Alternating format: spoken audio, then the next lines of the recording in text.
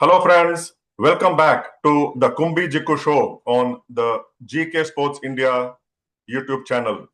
K. Srinath, former Karnataka and Tamil Nadu Ranji Trophy player, currently BCCI panel umpire, is here, and we are going to discuss the series that just went by, a historic series, apt result, 2-2 England versus India in the Anderson-Tendulkar Trophy, and we're going to detail the individual heroics and some misses and everything that went in between in the 5-test series, India to England to the trophy shared.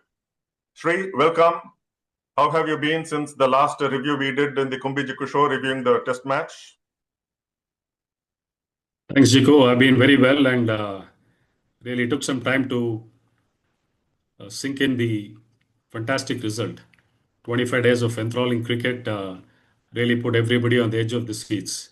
And we've been going through the social media and the newspapers, wherein the former greats of the game have all hailed this as one of these series that has taken place in this era. A testament to the way both the teams have played. Well fought series with small needles, which created some excitement for the viewers and some terrific individual performances. What else do you require? And Test match cricket back to the forefront. That's what is most important. Yeah, indeed, test match cricket at its best. And you mentioned the former players hailing it as among the best. I received a message from former South Africa captain and a top administrator from South Africa, Ali Baka, who has termed this Oval Test match, which India won by 6 runs, as one of the greatest tests of all time. So imagine how, when he has seen enough cricket to rate and judge, and he is an authority to judge a test match. Okay, so we will go into detail the Indian performances, and starting with who else but the captain. First time captaining India in a test, and he was tested to the maximum. First series, and not in India but in England, when everybody, not many gave him chance, not many gave him the chance that he would do well. How would you rate him? How did he fare as a test captain, as a batsman? He was just there, like you always mention. He was out there only as a batsman, thinking as a batsman, taking to number 4 position for the first time and did amazingly well. 754 runs. The second best in the entire series was 217 runs behind, which is Joe Root. So that shows how he has taken to number 4 position and maiden double century 269, amazing average of 75.4, 400s.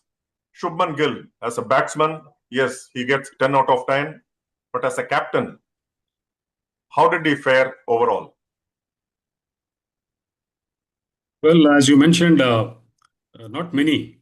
In fact, I was also a bit skeptical when on a full-fledged 5-match series in England, tough conditions to play cricket in for a touring side. When Shubman Gill was appointed as captain, yes, I was also pretty apprehensive about how things would pan out. But we are sitting here today discussing the wonderful series that just went by, 2-2. And Shubman Gill, as you mentioned, 752 runs, just short of the magical figure which Sunil Gavaskar made against the West Indies way back in 1975, 71, if I'm correct. 400s under his belt. And his average of 70 plus. It looks like, Bradmanesque average. Yes, as a batter, he looked supremely confident. Absolutely. Maybe 9 on 10 for his batting prowess. 400s, a big daddy 100, 269. And yes, he only got better as the tour progressed. Maybe yes, people spoke about him not making runs in Lords where the conditions were relatively tougher.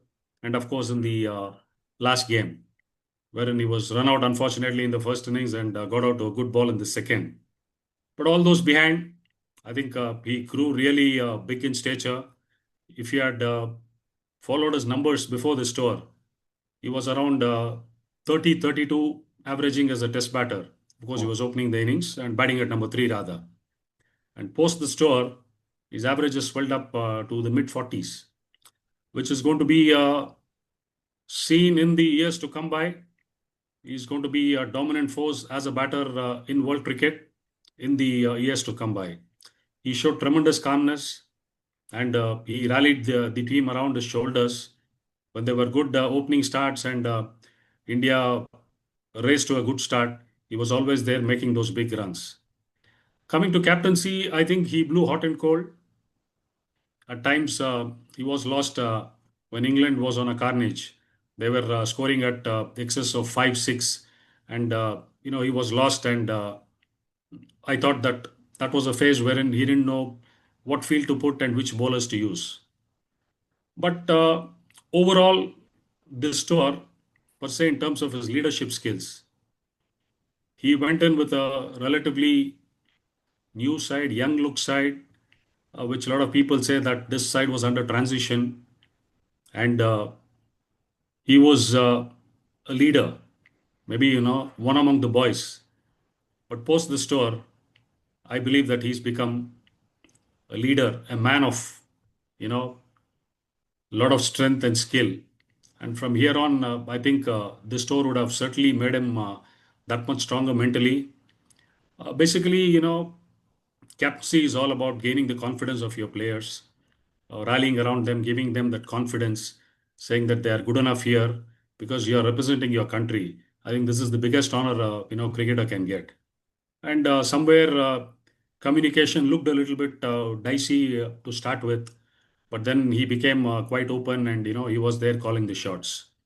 The only aspect was using his spinners, because Jadeja is a very, very senior cricketer, closing in on 100 test matches.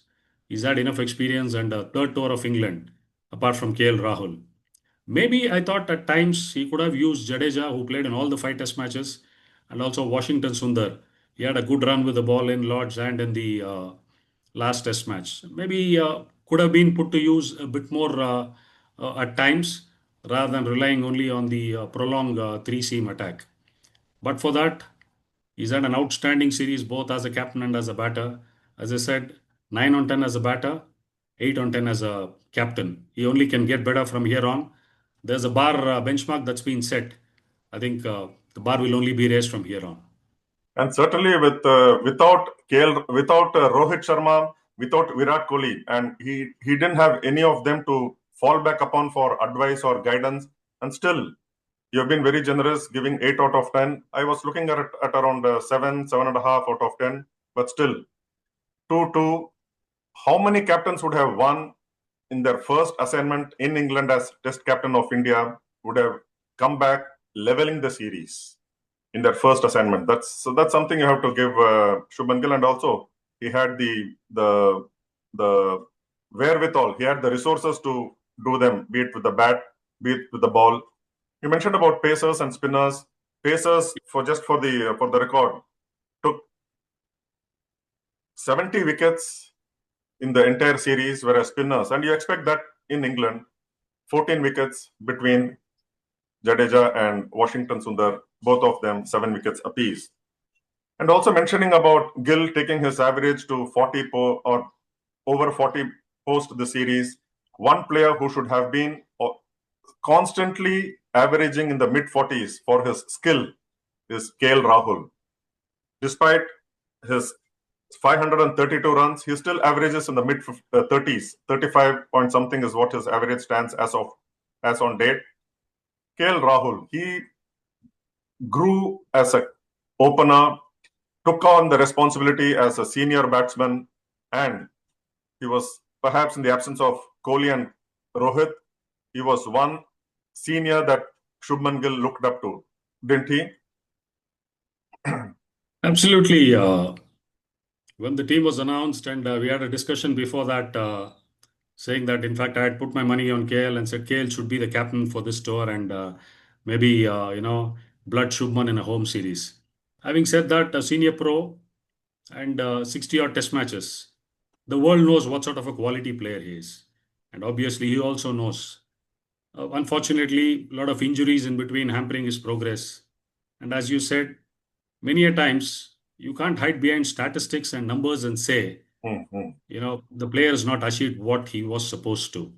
Yes, in Rahul's case, it's been a mystery, but this series he was a revelation. He took the onus upon himself, being the senior statesman in terms of the batting unit, and he held his forte. Uh, 500 plus runs and hundreds at crucial times, and some fantastic half centuries. Yes, you would sit back and say, being a happy man, scoring 500 plus on the store and ensuring India drew level in this series. He played a major role, in getting this side together, because the calming influence he brought to the team, not only on the field, even inside the dressing room. As I mentioned, it was only Jadeja, Rahul, and Bumrah, the three senior guys who had toured England earlier. So their experience was of great value, providing valuable inputs. And luckily, India got to play on tracks that were not really so helpful, and the conditions also were not prevailing at that point in time, not helping the fast bowlers to that extent, especially in the first four Test matches. That made it that much bit more comfortable for the batters to go out, express themselves, and score runs. And the way he, egged on somebody like Jaiswal, whom we all know is a flamboyant cricketer, somebody in the mold of Sehwag and a Pant, who goes hell for broke. So that was something that really came to the forefront. Very happy for KL, who had a very successful tour, not only as a batter, I would say in many which ways, as a mentor for a lot of these young guys on their first tour to England. KL, I would say maybe 7.5 of 10 on 10 as a batter. But overall, I can give him, that half extra, because the way he held on as a, senior man, a big brother in the team. So Rahul had a fantastic series overall. And we saw Rahul stand in the slip next to Shubman Gill and constantly maybe giving him advice, or probably Gill would have become more wiser with the conversations he has been having with KL Rahul. Indeed, and hopefully from now on, he bats so big in the test matches that he plays that he finishes with an average in the 40s, which he deservingly needs. Next, surprising maybe, may not be, Ravindra Jadeja has got more runs, even more than some of the top order batsmen, and in particular, more than Yashasvi Jaiswal, the opener. Ravindra Jadeja, the third highest scorer for India, 550s, four of them in consecutive innings, and 100, 516 runs at the best average in the series, 86.00, Ravindra Jadeja.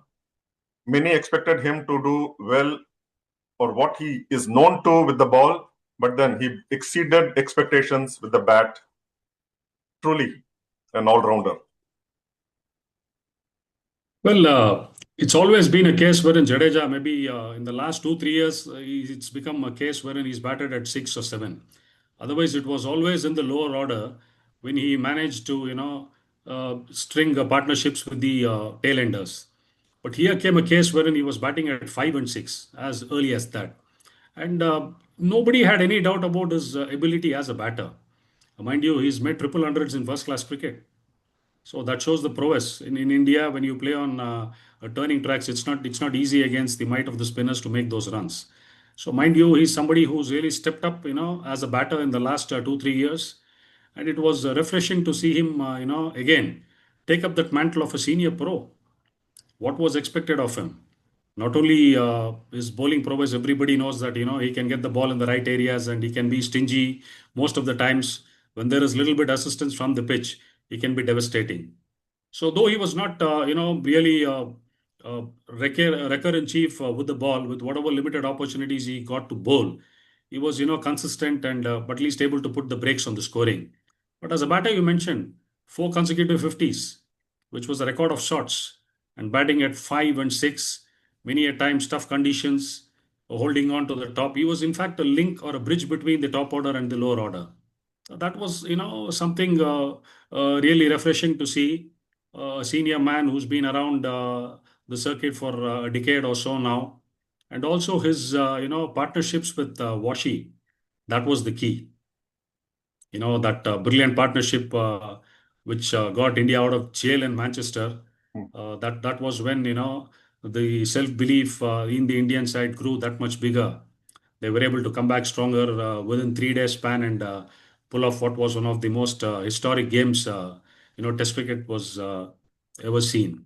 So yes, Jadeja was fabulous as an all-rounder. Maybe 7 with the bat. I would give him an 8. Yeah. And next, we go to the next two left-handers. Yashasvi Jaiswal, 411 runs, starting the series with a century, ending the series with a century, and having a mixed run in between. And Rishabh Pant, starting with 200s at Leeds, and unfortunately missing out on the last because of a broken toe in the fourth test match. Rishabh Pant was his usual self, and Yashasvi maybe could have done better. How do you look at that? Yeah, Yashasvi is always somebody, when I say goes really hard at the top. So somebody very similar in the mold of, say, Sehwag. So when he comes off, it looks brilliant because he's a left-hander. When he gets out to some innocuous shots, there obviously will be criticism. That's the way, Jaiswal is. Live by the sword and die by the sword. Yes, you said he began the series with 100. He looked in ominous form. He lost it a bit in between, though he got a couple of half centuries and 100 to, sign off the series.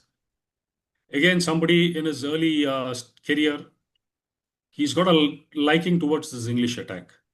He's made 600s out of the 900s in his career overall so far. It's 200s in England, 4 back home. So he's got a, very, very sweet liking towards this English attack. Again, a big tour in the absence of a lot of big wigs. He certainly grew in stature. And again, as I say, he can only get better from here because all these cricketers have set certain benchmarks which are very, very difficult to scale. Jaiswal maybe 6 on 10 just because of his lack of consistency, not being, crude or looking at anything otherwise. But overall, he also had a pretty good series. Again, the expectations start rising when you are consistent enough. That's how the game pans out. And coming to Rishabh Pant, unfortunate India had to lose him because of a fracture on his toe after the third test match. But till he was there, we saw a resurgent, Rishabh Pant. As usual, chirpy behind the stumps, egging on the bowlers, never short of word with English batters, keeping the game lively. And yes, back-to-back hundreds. He started the series in a brilliant way. Certainly, India did miss his services in the last two, but we all know what Rishabh Pant is made of. But an enigma always has been. He's never been able to translate this sort of form, which he always carries in red ball cricket into white ball cricket. Rishabh Pant always will be the fulcrum of this side. We all wish and pray that he gets fit as soon as possible. The next test series that's coming up is in October. Hope to see Rishabh Pant back to full fitness in that series. We all had the doubts about Rishabh Pant and how he was going to bat, going by the form in the IPL.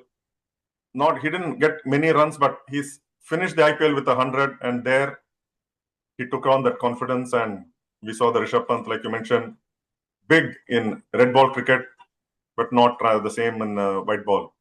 Moving on to the bowlers, and we had some fantastic performances. Mohammad Siraj topped it all from both the sides. 23 wickets, 2 5-wicket hauls. No better way to finish the match for India on a winning note than at the Oval.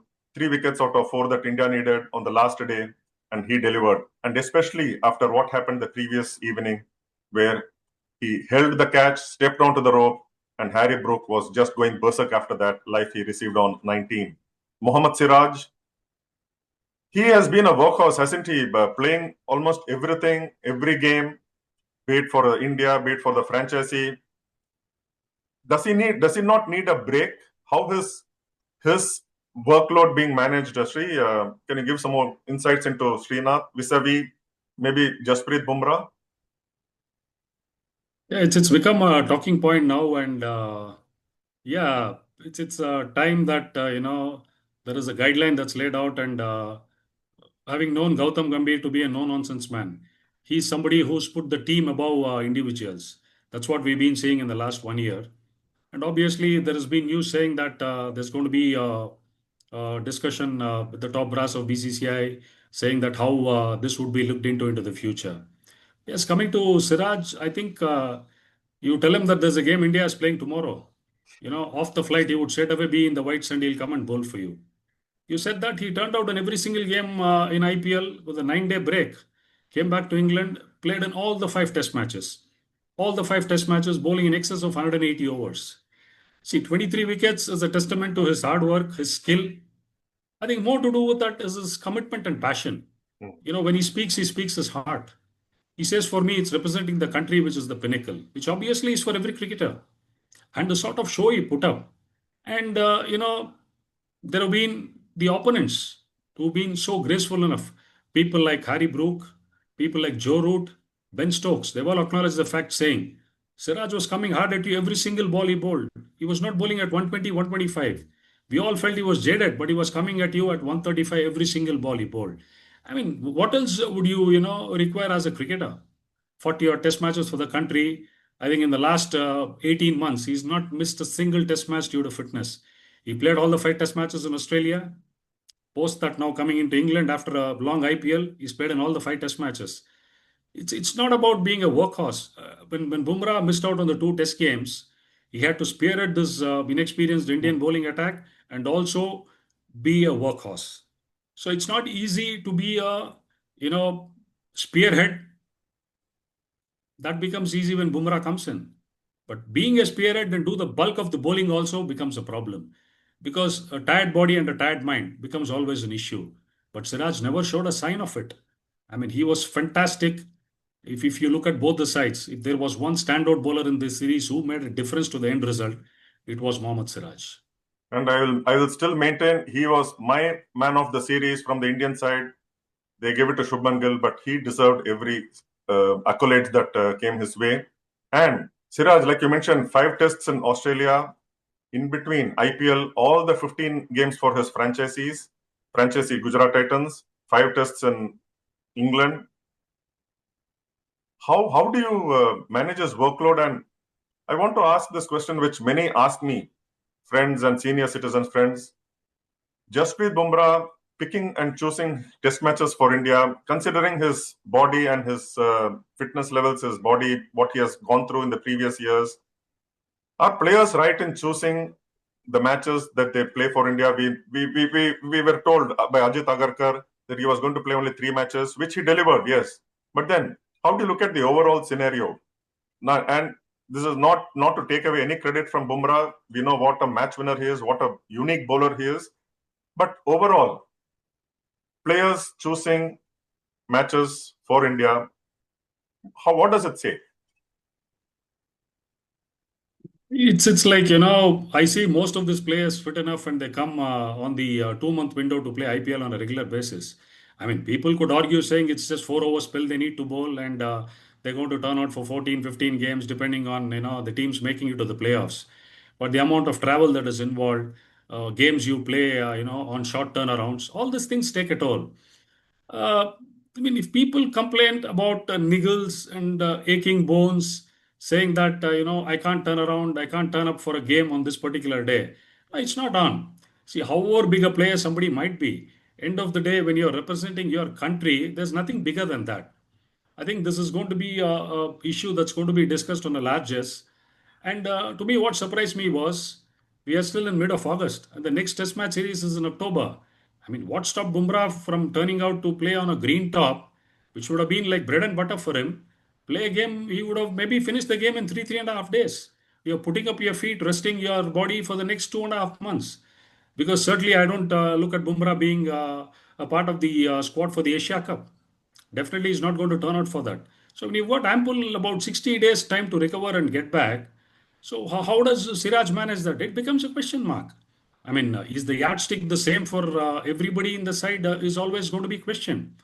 So maybe the right questions have been asked. It's up to the governing body, when they have a discussion with the selectors and get the coach on board and decide as to how they want to take it forward. But certainly, this will always run in the minds of a lot of cricket fans and viewers, saying, why is it only for one particular bowler and not for the rest of them? So this question will always raise. It's a, a double-edged sword. How you look at it, you want to preserve a player. For what? When the series is on the line, you want your best player to play. And he just walks up the dressing room, he is released from the side. I mean, I don't understand that. So you are left with a guy who's already played 4 games, and you get one more fast bowler back in the side after he's played the first 2 Test matches under pressure, and you're not sure of the fitness of the other guy who you've drafted in. So these certainly questions will always be asked. Hopefully, there's a proper solution that's provided for it moving forward. And especially after India lost the first test, India needed Bumrah to play to level the series. But then without Bumrah, they managed to win. And like you mentioned, the green top at the Oval, why would he miss out? Here is a player who is allowed to pick and choose matches for India, whereas there are others, like 3 others in the squad, who are wanting to go out there and show their mettle, but did not get a single match in the series. I'm talking about Kuldeep Yadav. What else should he be doing to get into the playing 11, I wonder? Abhimanyu Ishwaran has been touring with India for the last 4 or 5 years on tours, but not a single game. And there have been so many other players who have played for India, made their debut after him. And we expected Arshdeep Singh to provide variety, but he was also warming the bench for all the 5 Test matches. Where do they go from here, Sri? And we read about Abhimanyu Ishwaran's father saying that he is already depressed. It's a tough situation, for these cricketers. I feel really, bad for somebody like Kuldeep Yadav. The last overseas game he played in 2019 in Australia at Sydney, he got a fifer. The then coach of the Indian team said, here is a man who should be a part of the overseas team on a regular basis. We've hardly seen him figure in any of the Test matches post that. And to me, the first 4 Test matches, Kuldeep Yadav should have been up and running. They played on dry surfaces, and everybody knows the weakness of England against wrist spinners. Very sad, and Kuldeep is not getting younger by the day. And of course, we have 2 home series coming up, which Kuldeep Yadav certainly will be a part of. But extremely depressing, for a top performer who's done extremely well for India. You came to Abhimanyu Ishwaran. I've been following his, graph in domestic cricket. I've umpired a lot of his games. I mean, he certainly would be thinking 7,000 plus runs, captaining India A, doing well. What else does he need to do to get into the playing 11? What confidence does he need to provide to these selectors? I mean, mentally, you would certainly be going through a lot of agony. It's not easy to be a part of a 2 month tour where 5 Test matches have been played and you're just warming the benches. I don't know how much of time you would have got to have a hit in the net also. Between games, there would have been a lot of optional net sessions. So it's extremely tough. I mean, only time will tell when he gets back on the domestic circuit, and what steel is made of. He certainly, the only way for him is to get runs by tons against to prove that he's good enough to play there. Well, Ashdeep was a freak case. He was good enough to make it to the playing 11 before the 4th Test match, wherein he had a freak injury. Well, that's how the game pans out. Still age on his side. He's got a lot of cricket left in him. But to be honest, he's not had that much of red ball exploits playing out domestic cricket in India. So he needs to, turn out on a regular basis for Punjab in red ball cricket. So, but sad story, 3 people not getting a game in a 5 Test match series. I think mentally they have to get strong. The only way back for them is get back on the domestic grind, go through it and put wickets, get runs under the belt, and tell the selectors we are still around. And with the Dilip Trophy starting and back on the zonal format, hopefully all these players turn out and prove that they ought to have been in the playing 11 in the Test matches, and hopefully they'll make it later. Just a point on Kuldeep, Sri. You mentioned about Sydney 2019, the only Test match he has played in the Sena country. Sydney 2019, 5 wickets. And after that, it has been either in India or in the subcontinental pitches where he ought to have been taking, and he has taken wickets. So that's a sad story in Indian cricket. And I personally feel, except Gautam Gambhir and maybe to some extent Captain Shubman Gill, everybody else, not only from India but also from overseas, feel Kuldeep Yadav should have played in all the 5 test matches. And I have got a message from a reputed commentator and former player from England. He says, in my humble opinion, Kuldeep should have played virtually all series. England's batters do not play wrist spin very confidently. That's Alan Wilkins, who knows his bit of cricket. He is a top commentator, but then before that, he played a lot of county cricket, and he has also dismissed Viv Richards twice in county cricket. So he is very proud of that, among other wickets and among other accomplishments. So that's how it has been. And like you said, that's what cricket is. So on that note, we end this what I feel is a special episode, looking back at the entire series and with your fantastic inputs and your ratings of the Indian performers. Hope you enjoyed the show, viewers, and thank you very much, Sri. Like I always maintain, I can't thank you enough. Thanks, Gikku. Pleasure's mine. Thank you. Bye-bye. See you. Take care.